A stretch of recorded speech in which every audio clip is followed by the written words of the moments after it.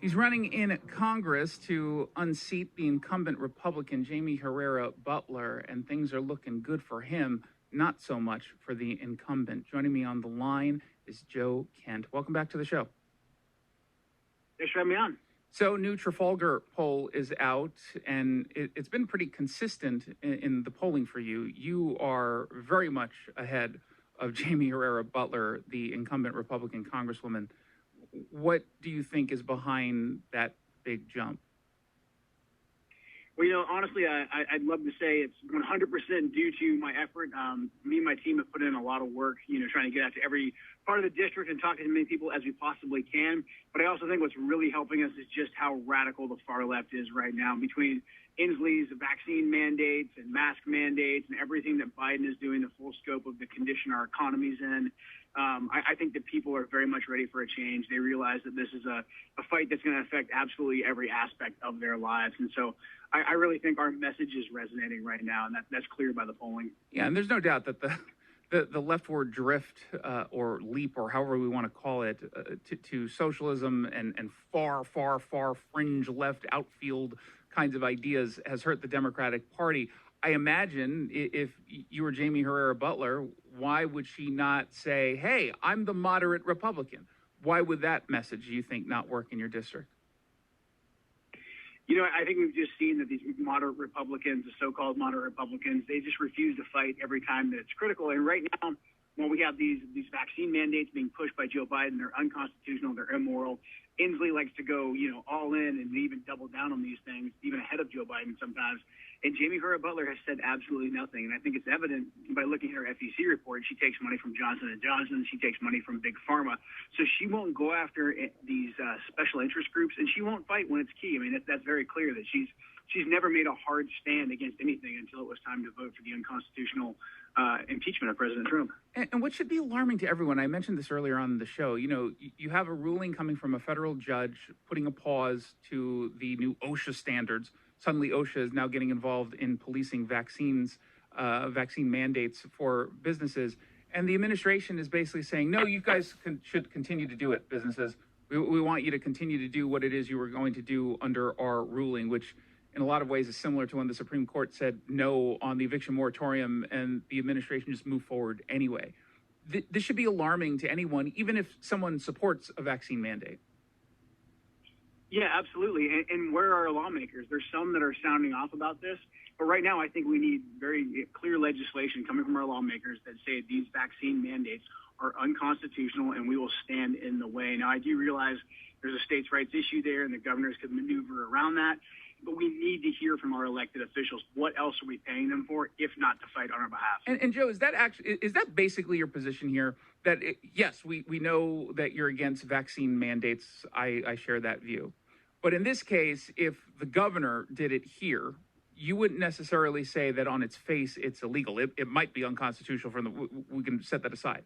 Your issue here is that the federal government should be dictating this on behalf of states.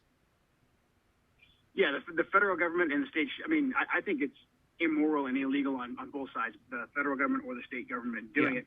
And we should be hearing from our elected officials. I want to hear from every member of Congress right now where they stand on this, because I think it's not a time to fence sit or try and play nice with both sides like Jamie Herrera Butler likes to do, like a lot of these Republicans like to do. It's time to fight for our people. Well, especially given the context of the next fight, and I think it's pretty clear that we're headed towards mandating it for kids as a condition of public school admittance.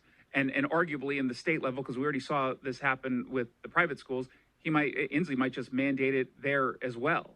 Whether it's coming from Inslee or from Biden, that's very clearly going to be the next fight. And I don't hear anyone really talking about it. No, I'm really disappointed that we're not hearing more from our elected officials. I mean, Inslee was retweeting the CDC's announcement, I think, within like an hour of them announcing it. So he's obviously very eager. I agree with you. I think Inslee's going to mandate this for our children as soon as he possibly can. And so, again, we need to have elected officials that aren't just going to go along to get along, that are going to actually present legislation to fight back against this and actually fight for our kids. Because however you feel about the vaccine, we should not be mandating it for anybody, especially giving it to 5-year-olds through 11-year-olds. That's just completely absurd. Joe Kent is running for Congress in Washington's third district. He's running up against Jamie Herrera Butler, who's the incumbent. good polling for him in the latest Trafalgar poll. His website, by the way, joekentforcongress.com. It's all spelled out. At the same time, just moving on from that particular issue, we very clearly have an inflation problem, a supply chain problem, gas prices going up, heating bills will be much higher this winter than last winter and the winter before that. And it seems, again, like we're just being told it's not actually happening. Yeah, I mean, it's like the most blatant lie ever, because everybody goes to the pump, everybody sees the inflation at the grocery store and in every aspect of our lives.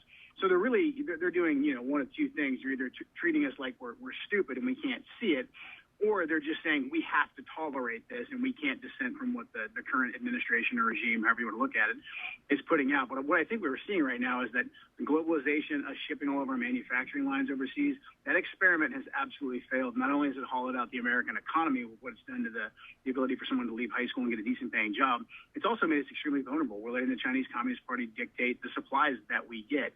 And then also the natural resources industry. Joe Biden came in, first thing he did was kill off the Keystone XL pipeline. We saw an immediate cause and effect there. Not only did he kill off thousands of jobs, but now all the prices are up. And we were at a point where we were not just energy independent, but we were a net producer of energy.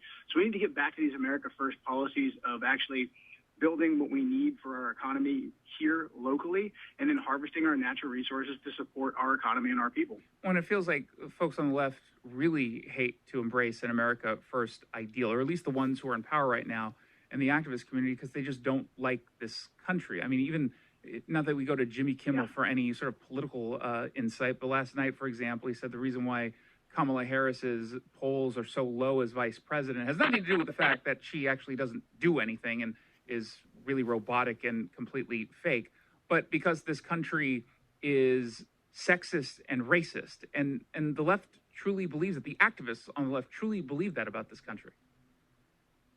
Yeah, I think they believe that because they have such a dominance in the media market, that they can just continue to pump this message out that people blatantly know is wrong. Look, Kamala Harris wasn't popular within her own party when she ran for president. So I don't think people are buying this. I think what happened on last Tuesday, in Virginia and New Jersey, and then also in Seattle, right? I think that really reflects the American people. They've had enough of this. Even folks, I think, that voted Democrat for a wide variety of reasons in 2020, they didn't vote for this right now. And Jimmy Kimmel can talk all night. All these talking heads can talk all day, but people aren't buying it. I think the country is changing. It is changing, and hopefully it changes for the better come this midterm election. Obviously, you're hoping to be a part of the big red wave that a lot of people right now anticipate.